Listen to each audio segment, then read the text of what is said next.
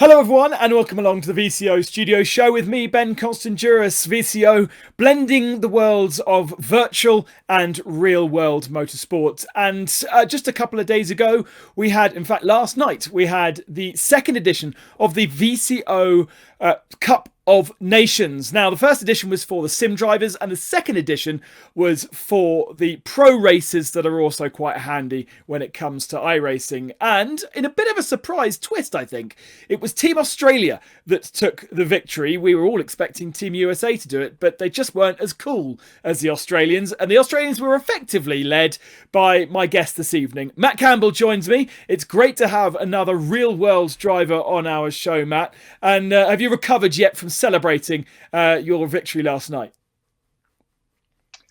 Yeah, thank you very much. Thank you for having me on. But yeah, surprised us last night too. I think we did put in a fair bit of work in the couple of days prior, but yeah, really happy to come away with a couple of victories and actually even surprise myself a little bit with my performance in some of the races. But yeah, fantastic to get a win, and it was great fun to join Nick and Bart over the few races.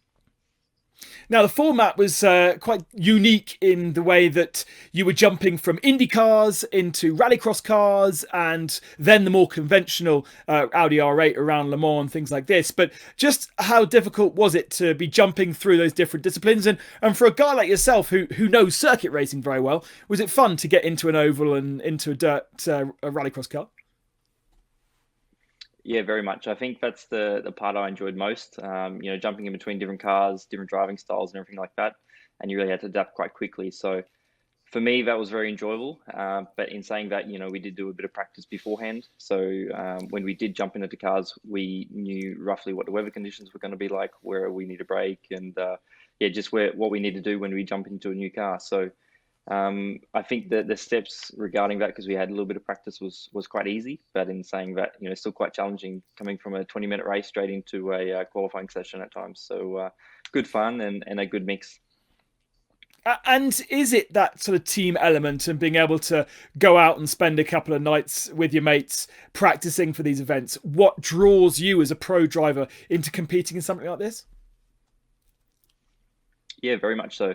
I think I really enjoy the team aspect of doing stuff like this on iRacing or league events or whatever it is, and especially racing with mates and friends and everything like that. So I knew Nick quite well. Hadn't met Bart before, but yeah, obviously met him a few days prior when we started driving together and everything like that. And yeah, I think that's what I really enjoy.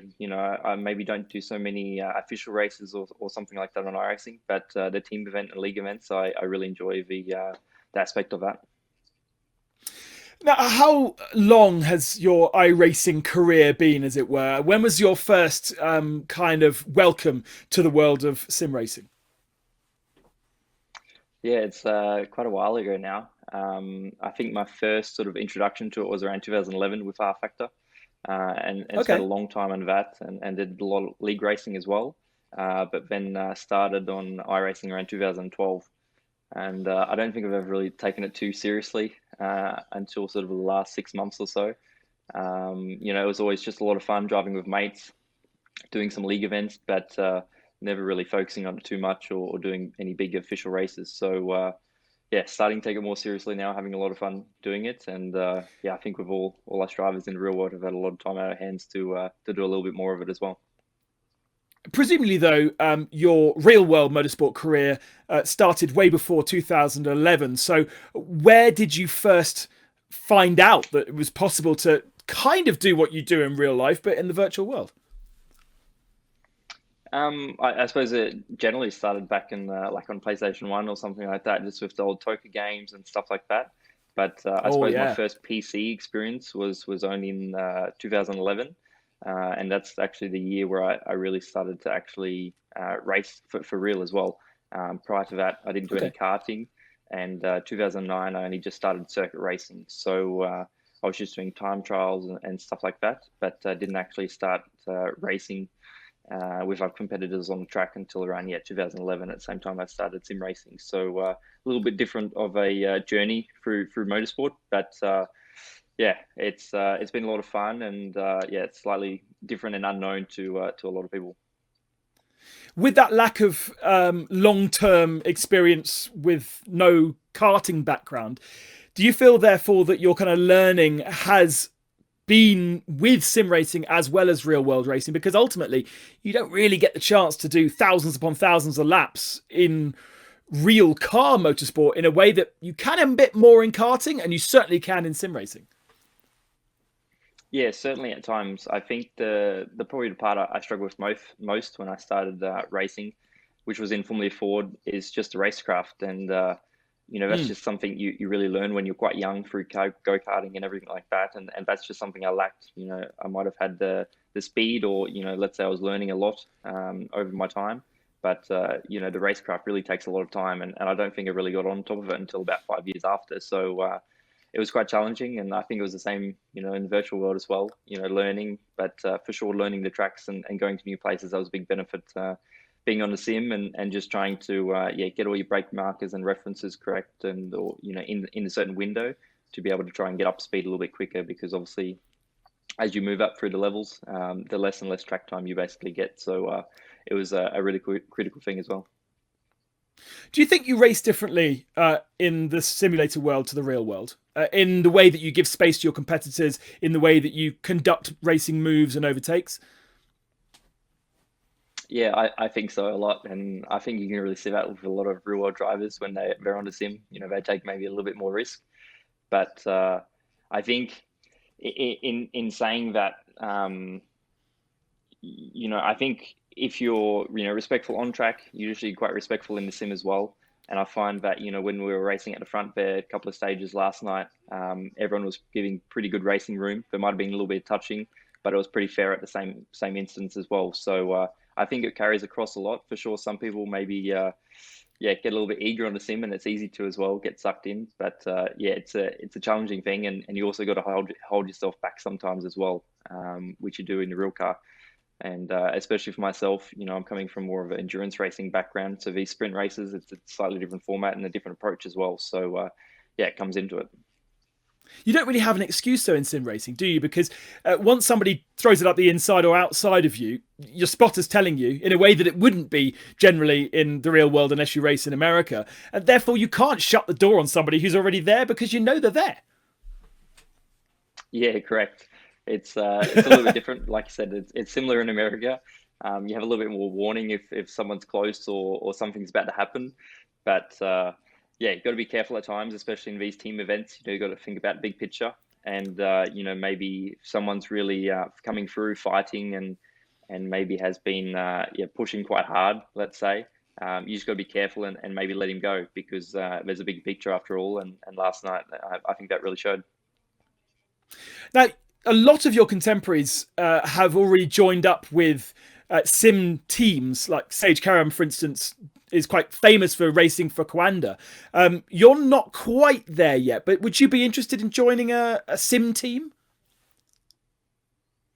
Yeah, very much so. I think I really got a good eye opener and experience when we did the virtual 24-hour Le Mans with Porsche, and we also coincided with Coanda. So that was really good eye opener. Just seeing how serious these sim teams actually take it. I mean, Porsche obviously really wanted it to go well as well. Get the win, and put the effort in. I mean, 2 weeks before we started, and it was every day, and to see just how these guys go about it, develop the car, and really go behind the scenes, and work on it just like we would in the real world. It's really cool to see. And I think that's when I really, well, that was my first really big team event, and big, I suppose, endurance race ever on any platform for sim racing. So it's a good eye opener, and I think that really gave me the yeah food to want to go for it more. And presumably also a different respect to these sim drivers. Do you feel as though the real world of motorsport has changed their opinion of sim races over the last 12 months? Yeah, I think very much so. You see how competitive is at the highest level in sim racing, whether it be on the iRacing platform, or iFactor 2, or anything like that. Just how good these guys are. I think it's easy for us drivers to always say, oh, for sure we could do that better, or if a sim driver jumped in a real car, they couldn't do as well. But I think if some of these guys did get opportunities today, they'd be very competitive. And when we jump on a sim, and we try our best. We're seconds off, so it can be quite frustrating at times.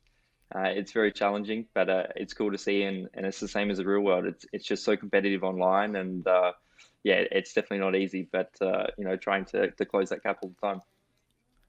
Which way do you think's easier? Being a sim professional and then jumping into real world car, or being a real world driver and experiencing the sim for the first time? Because it does look like there's some quite high profile real world drivers that just cannot get on with sim racing.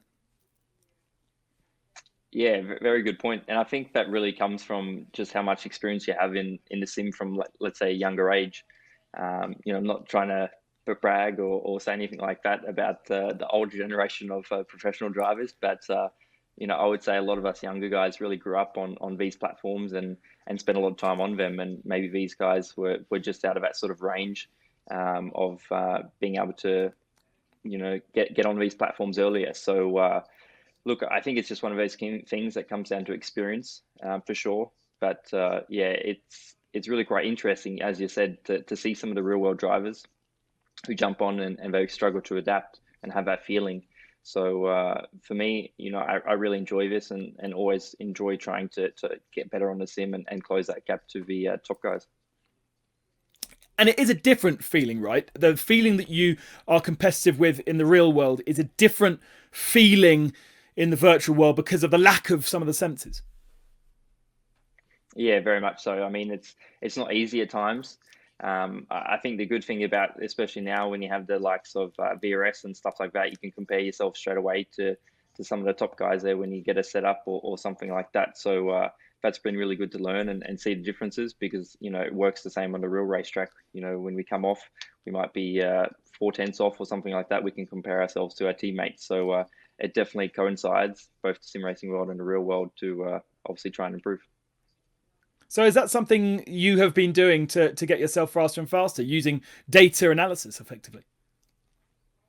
Yeah, I think I've always tried to use the data part of it for a long time. Not necessarily trying to go in faster, just try and focus on technique sometimes as well. So when I started racing Cup in Australia, I didn't really do any testing, so I would spend a lot of time just practicing on my technique and really trying to time, let's say the weight transfer and everything like that, and always trying to make my data look as perfect as possible. So when I jump into real world, hopefully it's somewhat similar because I'm a little bit, let's say, anal about that sort of stuff. I always want my data to look as smooth as possible, I think I really focus on it a lot, even at an early age, and now you're using it in a different way, of course, because you try and find more speed. But it's quite interesting how time has evolved.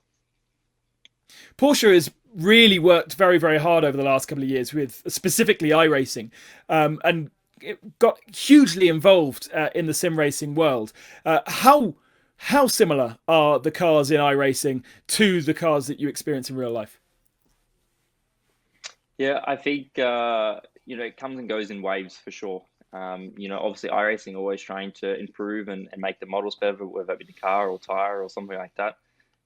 Sometimes they're hitting marks, sometimes they're not, and that's nothing to say against them. But obviously, it's a very challenging thing to replicate, something in the real world because also in the real world, we have changing conditions, we have different tires and everything like this. So I'd imagine they've got one of the hardest jobs, and I often hear people say that it's so bad or maybe this tire model's no good. But I say hats off to iRacing because it's not an easy thing, and you can't please everyone as well. So it's tough at times for sure. Some things like when I'm driving Arisa make a lot of sense when other things don't. But I also find that the really good aspect of sim racing for me, because you have to adapt to the sim, and that's just like the same in the real world, adapting to weather conditions, different tracks, and everything like that. So I really enjoy that aspect of it, and just trying to get the best out of myself on the actual sim. So we're talking a lot about iRacing, of course, because of last night's success. But have you had much experience on, for instance, a set of Corsa Competizione, knowing how that seems to now be growing as well? Yeah, I've only just actually got it in the last few months just to try it, and I heard a lot of people talking about it when it first came out. I didn't necessarily jump on it straight away, but for sure the feedback has been getting better and better. And now that I've got it, it's really quite impressive what we've done, especially with the weather conditions and driving in the rain. I really quite enjoy that aspect. And obviously the graphics, are very very high level, pinpoint accurate, and it's cool just to see my face in the game, and some of the cars I get to drive, which is quite a cool thing as a driver. And yeah, I have enjoyed it. I haven't spent much time on it, but I would say most of my time is spent on iRacing at the moment. Does look as though if you do end up in an SRO sanctioned series in 2021, that having some sim racing experience on ACC is going to be quite vital for the championship. First time ever that championship points are awarded in the virtual world as well as the real world. Yeah, this is very true and a good point. I should be starting to switch over soon, getting some more experience on ACC. But yeah, it's quite different for us as drivers this year. Obviously, at the events we'll be having sim competitions, and the results from that, we'll be getting points towards our real drivers' championship. So quite different to obviously what we're used to. New aspect for the sport, but something really exciting, and sort of a mix of both worlds, trying to bring them both together, which is exciting to see, and we'll have to wait and see what the future holds. But let's say this is the first year, so we'll have to see how it evolves, and what happens. But I think it'll be challenging at times, and see which drivers take part and how it really works out, because there's still a lot of details we don't actually know yet. So still waiting for it to all unfold. How fair is it? I mean, ultimately, we're talking about a real world motorsport existing for 50 years, throwing in a virtual element. I'm sure there's lots of feedback in very different levels of some drivers horrified and other drivers, perhaps like yourself, a bit more happy. What's your kind of real emotion behind it? Yeah, I think for sure, even though I have a semi experience background, it would be a lot of fun to do and participate in. I'm also looking from a driver's perspective, and also, my fellow competitors, I should say, because a lot of them maybe don't have semi experience, so they're at a big disadvantage, even though they're a professional real world driver. And I think this is maybe a bit of a downfall of the whole side of it. But in saying that, like I said earlier, we'll just have to wait and see how it all develops over the year. This is the first time ever something as like this has been done in the real world, and obviously GD World Challenge is trying to do something new, and which is very exciting at the same point. But I feel like it's for sure going to cause a lot of tension at times, and it'll be interesting to see what happens over the year. But yeah, it's hard to say and give too much feedback at the moment, because I feel like there's a lot of mixed emotions, and I don't want to get on the wrong side of any of them. I know, exactly. You're very right. We will try and dig a little bit deeper into that subject here on the VCO chat show in the next couple of weeks. Try and get one of the guests on to talk a little bit more in detail about how it's going to work. Because really, it is the most VCO thing, really, even though we're not really involved, that we want to see. Real world, virtual world combining. Fantastic. So Team Australia took victory in the VCO Cup of Nations Pro. You're also taking part in the Pro Sim series. How has that been for you? You've had some up and downs. Obviously, Bathurst, being a track you knew well, was definitely an up.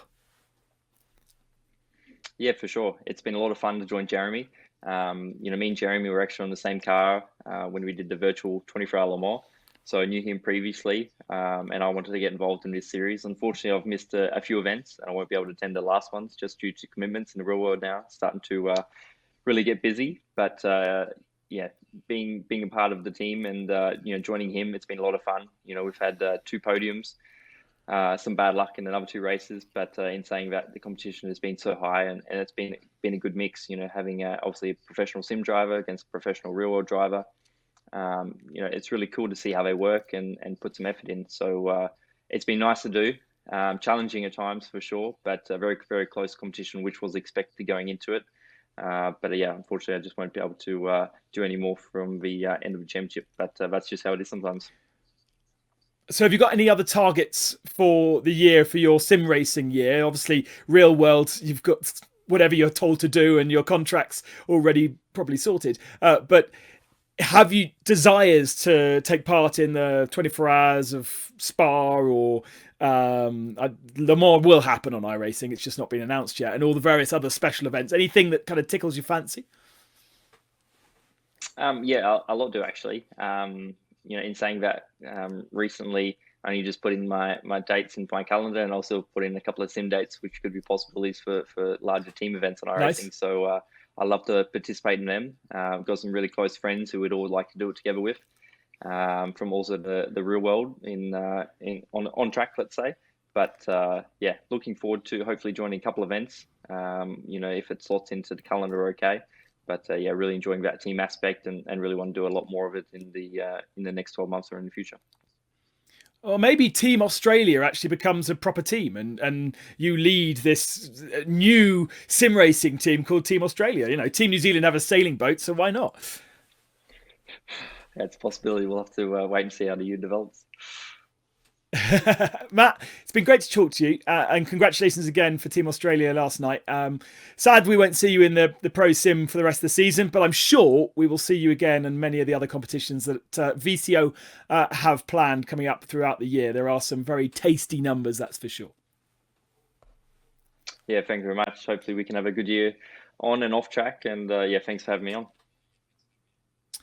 Matt Campbell, winner of the VCO Cup of Nations Pro event for Team Australia last night. Make sure you get onto our YouTube channel and check out the replay. The whole race there, 4 hours worth live, and a very, very entertaining weekend's worth of action. We've got a couple of weeks before the next Pro Sim event, but every Monday you'll see myself with another guest talking all things sim racing. So until then, thanks for watching, and bye-bye.